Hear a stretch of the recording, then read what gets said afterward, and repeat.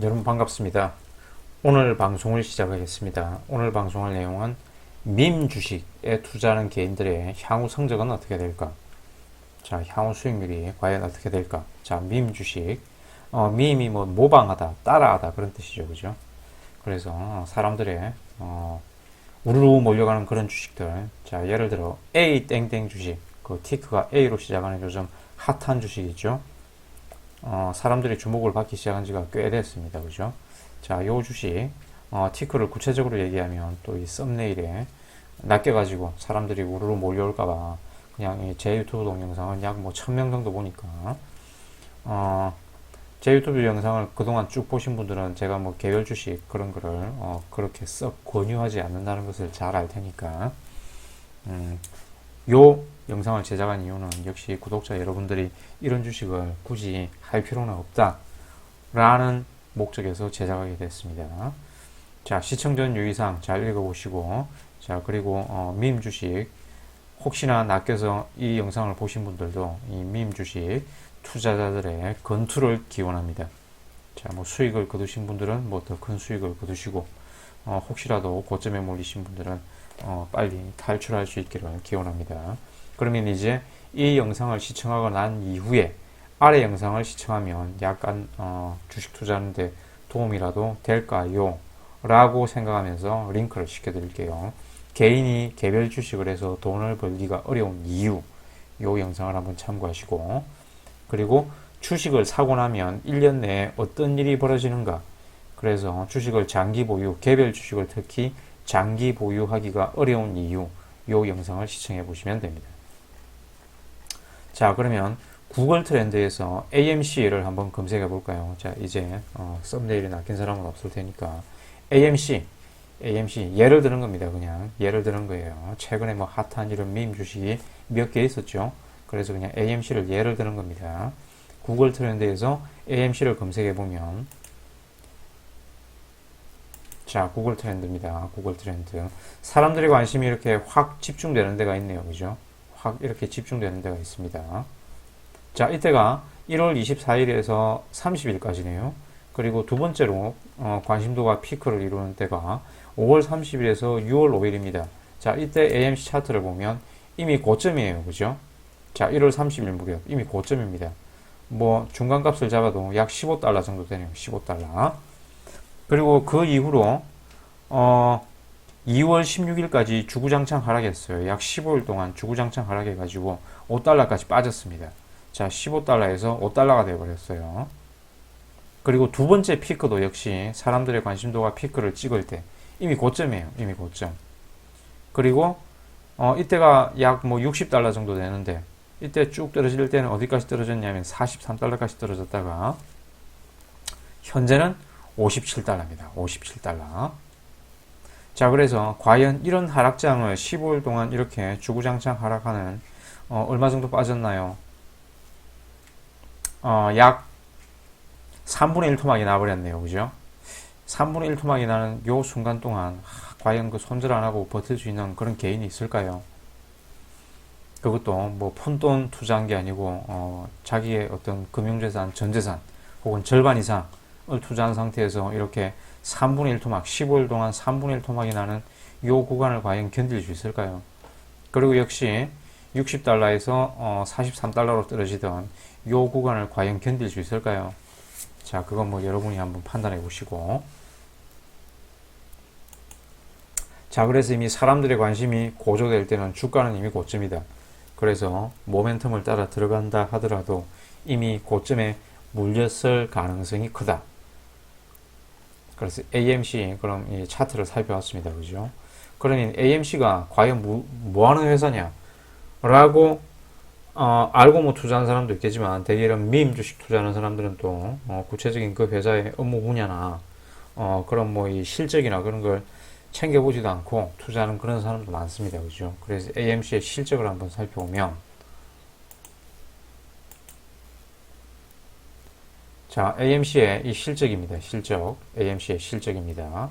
2018년, 19년은 그래도 적자는 내지 않았어요. 적자는 내지 않았는데, 매출 총이익 대비, 매출액 대비 영업이익이나 당기순이익이 굉장히 적죠. 그죠?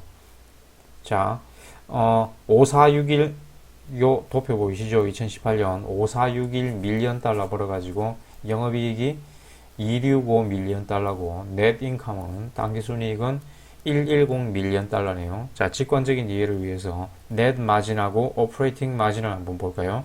자, 넷 마진 같은 경우에는 자, 100원치 팔아가지고 오퍼레이팅 마진부터 볼게요. 100원치 팔아가지고 재료비 떼고 직원 월급 주면 4원 남깁니다. 4.8원 남기네요. 그리고 여기서 이제 세금 떼고 나면 2원 남깁니다. 자, 100원치 물건 팔아가지고 재료비 떼고 직원 월급 주고 4.8원 남기고 여기서 세금 떼면 2원 남깁니다. 매출액 대비 마진이 굉장히 적죠, 그죠? 그리고 이제 작년 같은 경우에는 적자고 향후에도 2021년 예상 실적 그리고 22년, 23년까지 계속 적자를 면치 못해요. 그래서 가뜩이나 매출액 대비 실적이 좋지 못한데 향후 3년 동안 적자입니다, 계속. 자, 정상적인 사람이라면 이런 주식에 함부로 투자하지 않겠죠, 그죠? 자, 그리고 이 타겟 프라이스를 한번 볼까요? 타겟 프라이스. 지금 보고 있는 이 사이트는 마켓 스크리너입니다. 자, 그럼 타겟 프라이스를 보면 당연히 목표 주가도 하향 조정되어 있겠죠, 그죠? 자, 컨센서스를 한번 볼까요? 자, 이 타겟 프라이스를 보면 아래가 보라색 선이 현재 주가입니다. 55.18달러네요. 그리고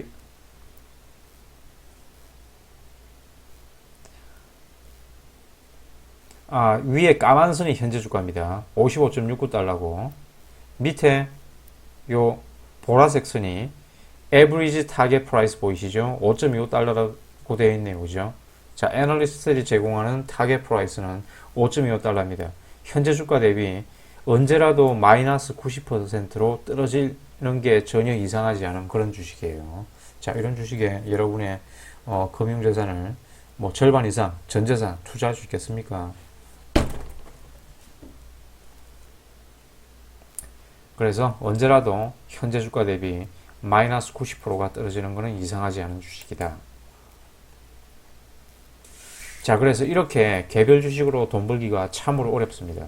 그리고 이런 주식으로 돈을 벌었다 그러더라도 뭐 큰 돈을 벌었다 뭐 1억 넣어서 2배 뭐 더블이 됐다 그래도 그런 번 돈을 유지하는 것은 더더욱 어렵다고 했죠, 그죠? 벌면 버는 대로 이런 밈 주식 찾아다니고 손실 보면 그 손실 만회하기 위해서 또 이런 주식을 찾아다닙니다. 그래서 번 돈 유지하는 것도 어렵고 한번 잃으면 주구장창 잃습니다. 1999년에서 2018년 20년 동안 이 자산군별 수익을 볼까요? 그리고 이 자산군별 수익 대비 개인 수익률을 한번 볼까요? 자, 요 기간 동안 닷컴 버블이 있었죠, 그죠? 그래서 그냥 거치했으면 S&P 500 CAGR이 요 기간 동안 그래도 5.6%거든요. 자, 동기간 미국 개인 투자자 CAGR은 1.9%입니다. 그냥 S&P 500에 그냥 놔뒀으면 그냥 5.6% 벌었을 텐데 이리저리 또 개별 주식 하다가 손실 보고 간신히 수익을 거둔 게 1.9%예요. 요 기간 동안 물가 상승률은 2.2%였거든요. 그래서 개인들은 결국 물가 상승률만도 못한 수익을 거두었고 예금 이자만도 못한 수익률을 거두었어요. 동기간 페드 기준금리가 평균 1.92% 정도 됐거든요. 자, 여기 세인트루스 페드 들어가가지고 1999년 1월부터 2018년까지 요 기간 페드 기준금리를 그냥 산술 평균 내보면 1.92% 정도 됐거든요. 물론 중앙은행 기준금리니까 일반 시중은행 예금금리는 이거보다 약간 높겠죠. 그래서 이때 개인들은 그냥 예금 하는 것만도 못한 수익률을 거뒀어요.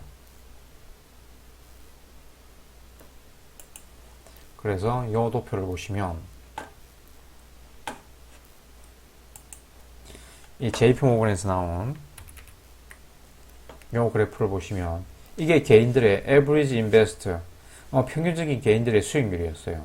1999년에서 2018년 동안 그 당시는 리츠가 수익률이 가장 좋았네요. S&P 500이 5.6%였습니다.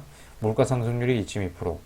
그래서 물가 상승률보다 못한 수익률을 얻었으니까 자산이 결국 인플레에 녹아내렸겠죠. 그래서 개인은 이렇게 뭐 이 당시 뭐 우량주 한 사람도 있고 뭐 밈 주식 한 사람도 있겠죠.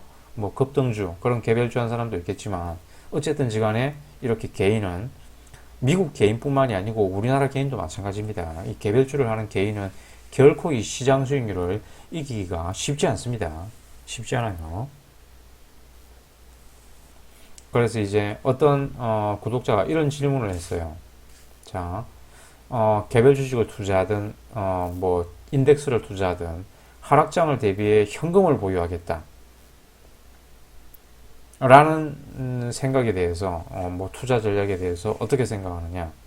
자, 그러면 이제 이 사람은 이제 일종의 마켓 타이밍을 하겠다. 그런 얘기죠. 그죠? 자, 마켓 타이밍을 하거나 안 그러면 뭐 어떤 고평가된 주식이 제자리를 찾아와서 뭐 혹은 시장 상황에 맞지 않게 현재 저평가가 되면 보유한 현금으로 그런 저평가된 주식을 줍줍하겠다.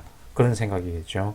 자, 세스클라만의 개별주 알파 수익 vs 그리고 존 보글의 이제 인덱스 베타 수익을 이제 비교를 해보면 자, 세스클라만의 안전마진에 이제 이런 내용이 나옵니다.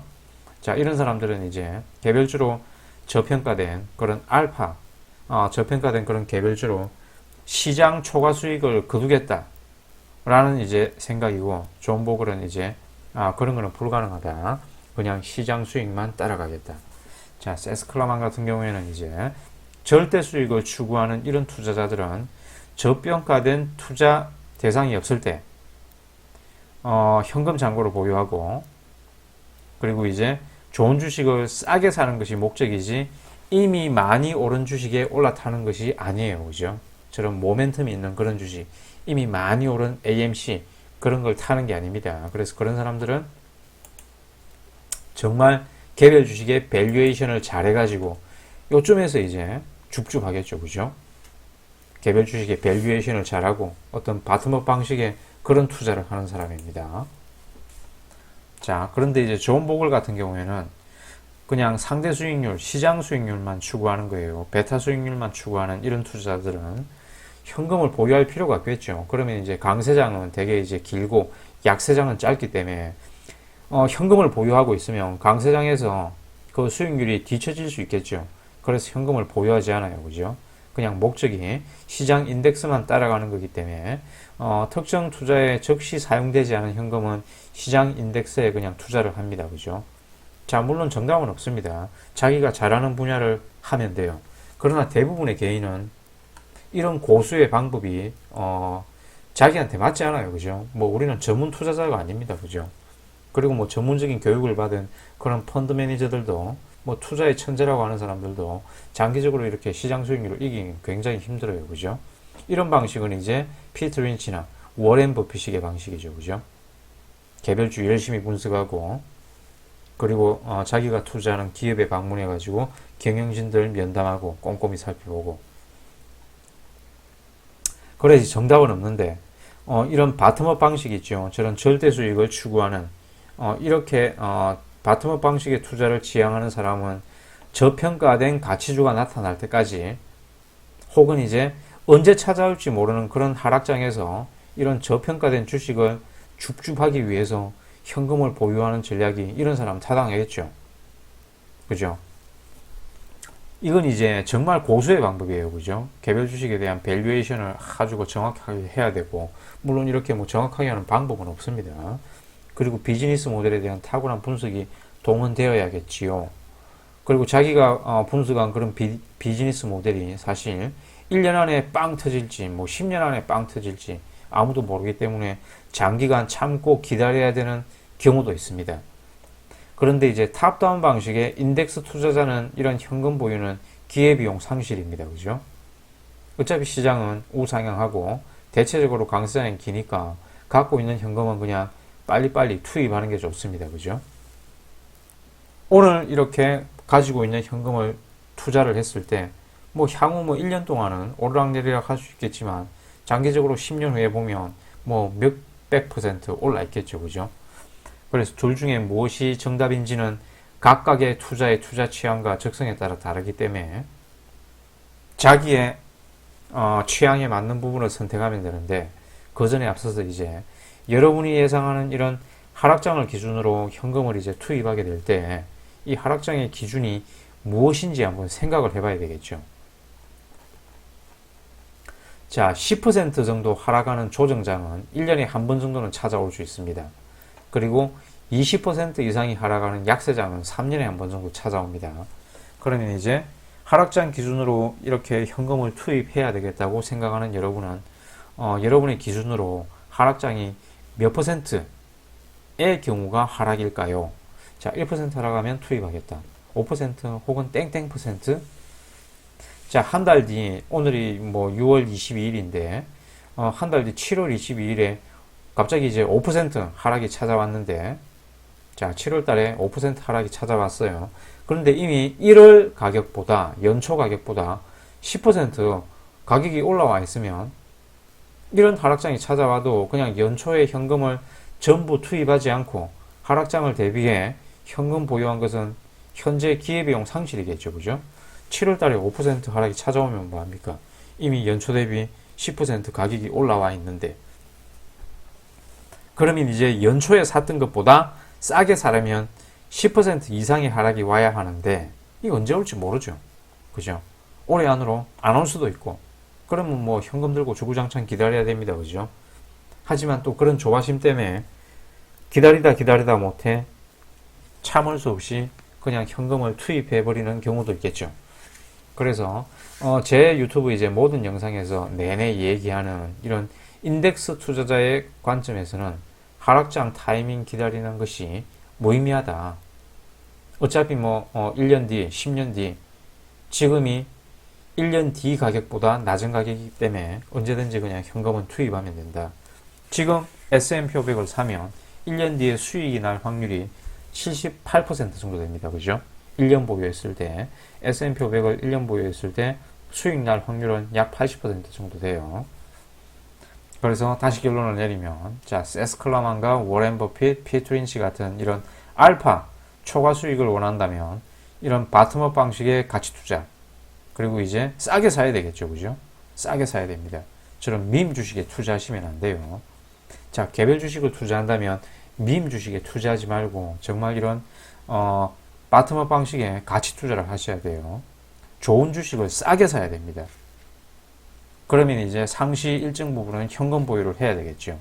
하지만 존 보글과 버트 멜틸 같은 이런 유진 파마 같은 효율적 시장 가설을 따르는 사람은 베타 추구를 하겠죠. 그냥 시장 수익만 추구하는 겁니다. 이런 사람들은 알파 수익이란 결국 제로섬 게임이라고 그러거든요. 나의 알파 수익은 남들의 손실이고 내 손실은 남들의 알파입니다. 그래서 이런 사람들은 항상 시장에 fully invest 해야 되겠죠. 그냥 현금 보유 없이 제때제때 여유 자금은 바로 시장에 투입을 해야 됩니다. 자, 어떤 게 옳은 방식인지는 정답은 없습니다. 여러분의 취향과 목적, 자기의 적성에 맞는 부분에 따라서 투자를 하시면 돼요. 이상 오늘의 영상을 마치겠습니다. 시청해 주셔서 감사합니다.